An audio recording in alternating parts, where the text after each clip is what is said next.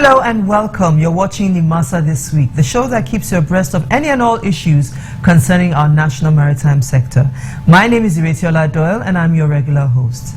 Now, in the wake of the presidential retreat on the maritime sector, Nimasa has stepped up activities designed to carry along stakeholders. Just last week, Nimasa arranged a unique stakeholders forum here in Lagos. On today's edition, we'll be bringing you highlights of that event.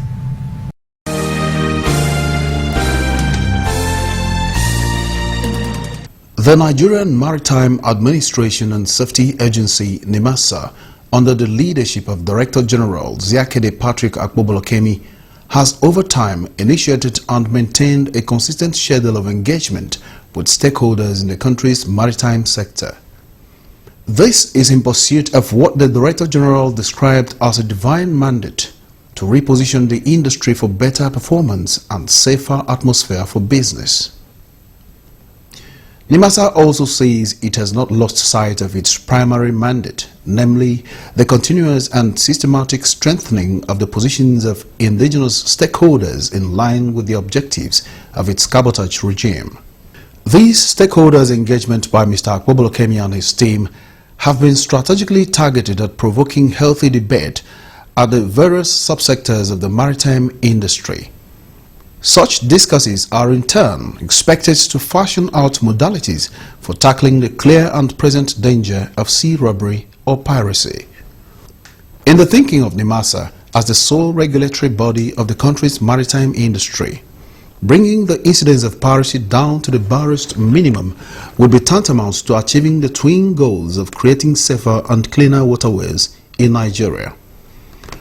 There is no doubt that the activities of these sea criminals, especially in the crucial Niger Delta region, have gone a long way in dictating the tempo of maritime business, particularly in the oil and gas sector of the economy. Consideration of the debilitating effect of sabotage on Nigeria's waterways has therefore become the overriding theme of Nimasa's regular interface with local industry players.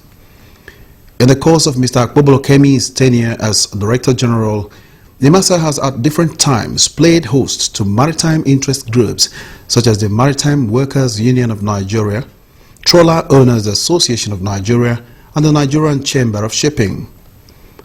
At those meetings, the Nimasa management team had always taken pains to reassure the industry players of its unalloyed support against the backdrop of policies and programs, most of which are at an advanced stage to address their operational difficulties.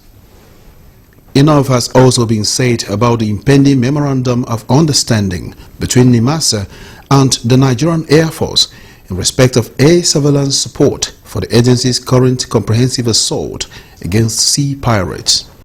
Again, Nimasa has initiated scholarship programs for seafarers of Nigerian origin, many of who are presently being trained in various maritime universities and institutes across the world.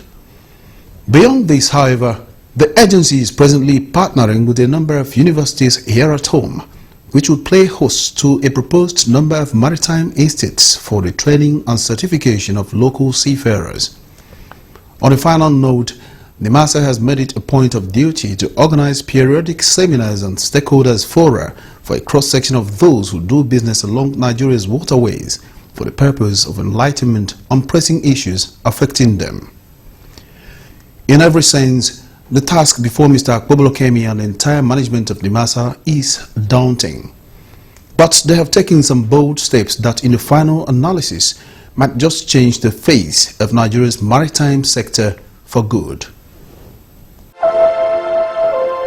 Nimasa this week regrets to announce the tragic passing away of Captain Romeo Itima, the CEO of Global West Vessel Specialists Limited.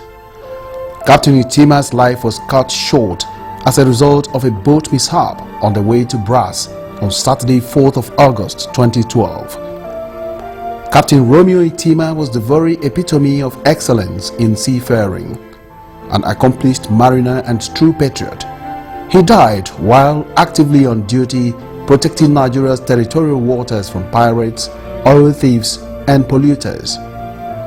Nimasa, nay, the entire fraternity of seafarers and maritime stakeholders, will sorely miss this true seafaring officer and gentleman. Rest in peace, Captain Romeo Itima. And now to our major feature on today's edition.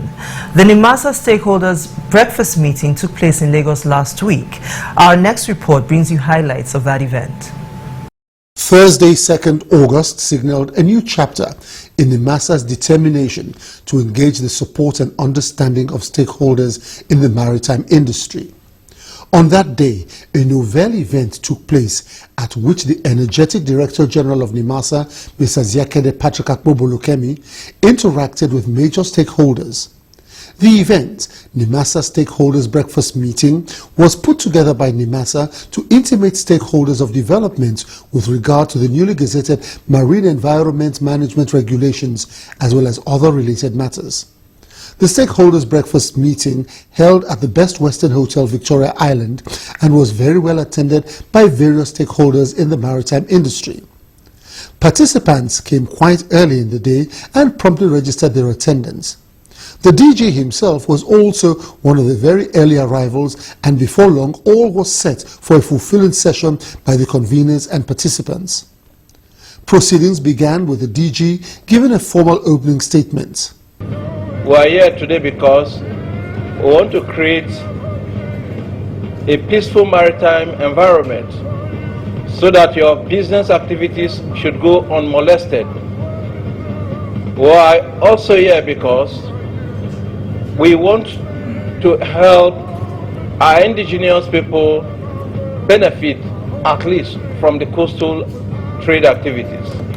He then proceeded to lay the basis for the event, even as he also enlightened the gathering on the statutory functions and responsibilities of Nimasa. The functions of Nimasa are in two categories. The first one is a regulatory function. The second one is a promotional function. To effectively perform these functions, the need for continuous enlightenment and sensitization of our stakeholders on current developments in the maritime sector cannot be overemphasized, hence this gathering. At the end of Mr. Ziakede Patrick Akpobolokemi's presentation, Barrister Akabogu was invited to give a PowerPoint presentation on the newly gazetted Marine Environment Management Regulations. He started by giving a background to the new regulations as they relate to the Merchant Shipping Act. The conventions that we have now gazetted, the 12 conventions which have now been gazetted, of the 12, 11 are focused largely are derived largely from the Merchant Shipping Act. Now, for those of us who don't know, we have a lot of, the Cabotage Act is very popular in the maritime industry, but arguably the Merchant Shipping Act, for persons who own vessels and for the regulators who have to regulate the operational aspects of these vessels, the Merchant Shipping Act is arguably the most important law in the maritime industry. Barrister Emeka Akabogu, whom you just saw in that report, worked as a consultant to Nimasa for the production and gazetting of the new Maritime Environment Management Regulations. Now, his presentation was one of the high points of the day. Up next is an edited version of that presentation. There are 12 conventions. Of the 12 conventions, 11 have their origin in the Merchant Shipping Act, and one has its origin in the Nimasa Act of 2007. So the regulations essentially give teeth to Nimasa to implement the various conventions and implement these conventions for the benefits of the maritime environment and for the benefits of the industry. We'll start with the prevention of, or the Merchant Shipping Prevention of Oil Pollution Regulations of 2012. They generally relate to issues having to do with surveys, certification, construction and equipment of the vessels which are operating. As a natural corollary to daily operations, every ship discharges oil. But then there are some forms of discharge which are dangerous to the extent of the volumes that they are, and there are others which are just routine. So that's for the prevention of oil pollution. Then there's that on dangerous and noxious liquid substances. Now, the next 4 regulations I'm going to be outlining have similar provisions to the first. all waste, most waste generated by many ships is discharged into the sea. It is discharged into the sea without regulation, without consideration for the impact, and without consideration for all other commercial implications. So this regime of for the ship-generated waste reception facilities simply creates provisions for the licensing of waste reception facilities onshore and offshore. There's the OPRC regulations. The OPRC is the All Pollution Preparedness, Response and Cooperation Convention. It's applicable internationally, and the essence of these regulations is to ensure that as much as possible, every preventive mechanism which should be put in place is put in place to prevent the pollution of the marine environment, particularly pollution where there is significant damage. I am particularly interested in these regulations, the liability and compensation regulations of 2012. And I'm interested in this because this affects not just the ship owners on Nimasa, but it crucially empowers the masses to the extent that individuals who suffer damage by virtue of oil pollution are able to claim for that damage based on extant regulations. Now, essentially, the provision which ensures compliance, which ensures that every ship which pollutes the environment is able to bear liability, is in place even before the pollution, and that is through the compulsory insurance. There are the other regulations now. These are now very technical regulations. There's the anti-fouling systems regulations, and essentially it's to ensure that the plating which is used on the plating and the painting which is used on the vessels are not such that are of a toxic nature to affect microorganisms and to foul the marine organisms and other economically important species. Then there is the sea dumping regulations. The sea dumping regulations essentially reinforces what we have under the MAPOL Annex 4 garbage regulations. Then, of course, there's the ballast water regulations.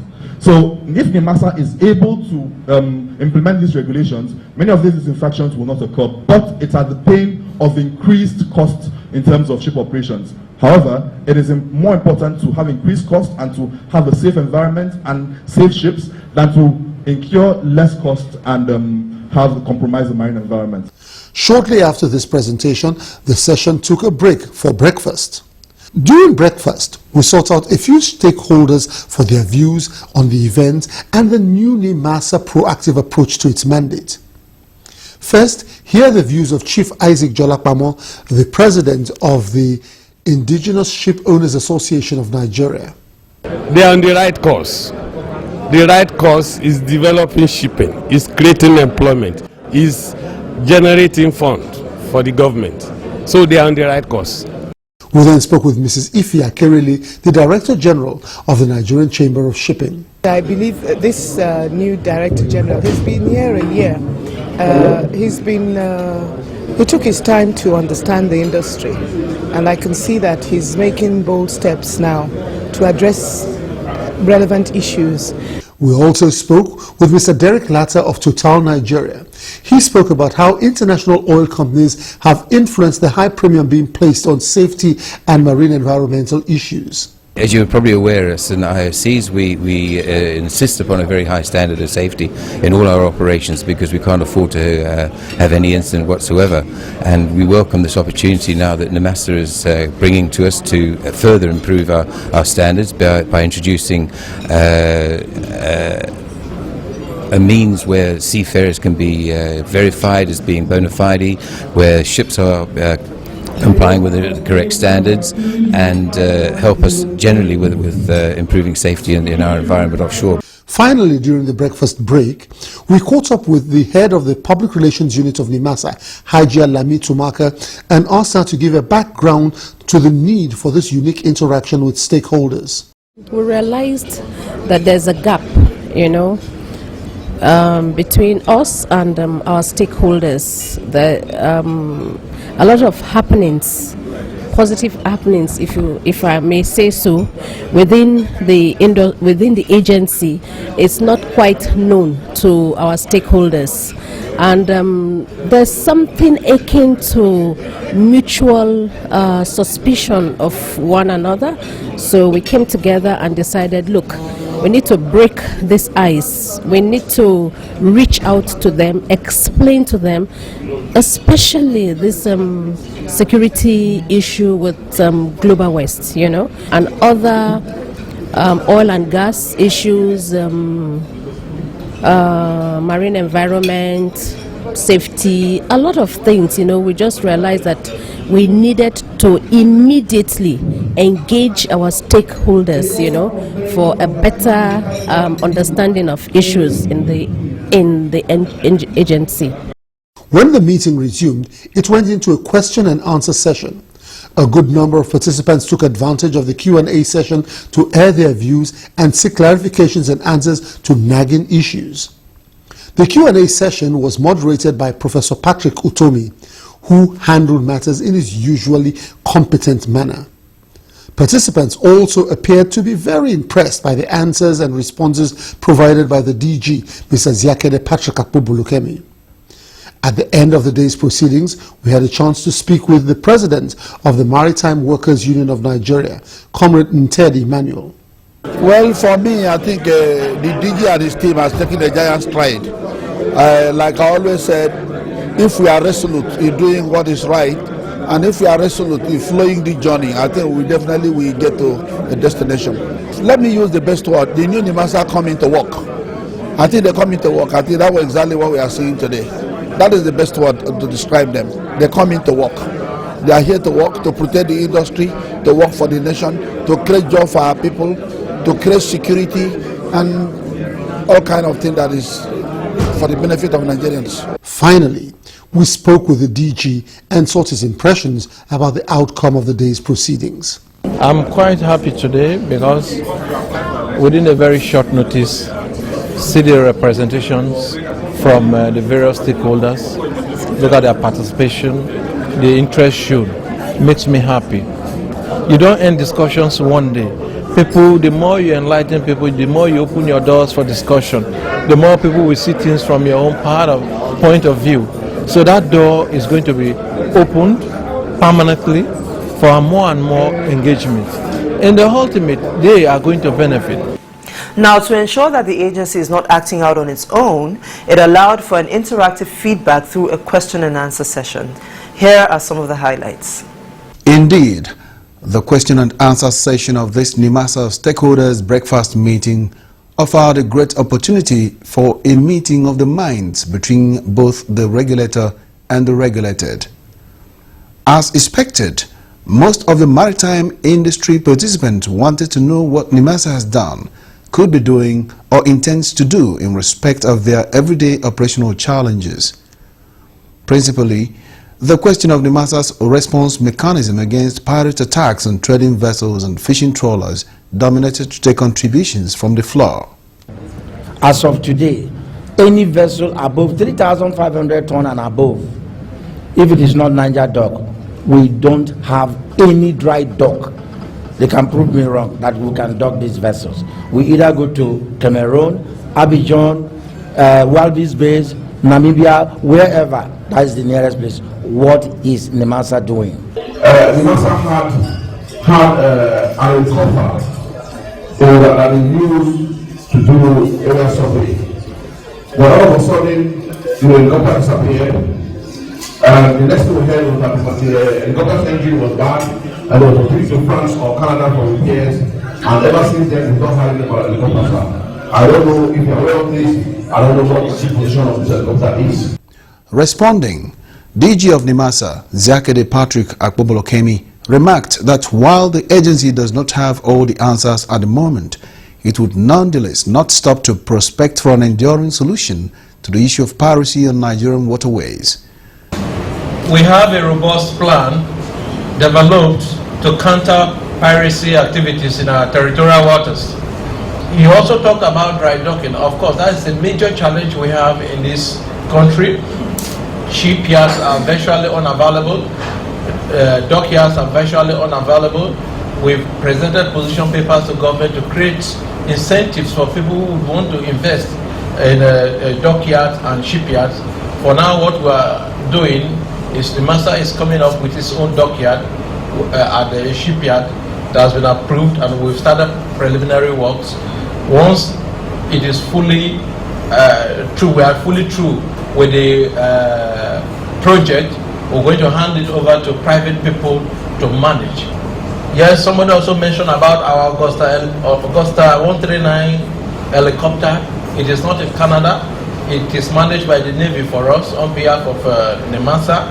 We are attempting to improve on it, but because the Air Force is strategic to what we are doing, we are almost, as I said, we are almost concluding an MOU process with them, so that there should be constant area surveillance. Even though we are in our act, we have the law allows us to conduct area surveillance and coastal activities. The Nigerian Air Force is more competent to assist us in doing that. That is why it is good that we interface with them. PowerPoint presenter Barrister Akabogo also attended to a number of the questions, particularly on the new regulation for the disposal of ship-generated waste.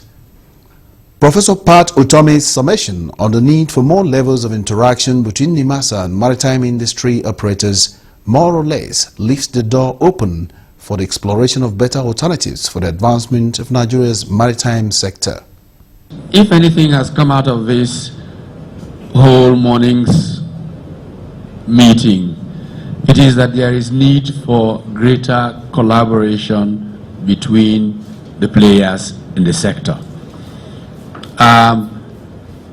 Nimasa obviously is running a track down that path of getting that cooperation to take place.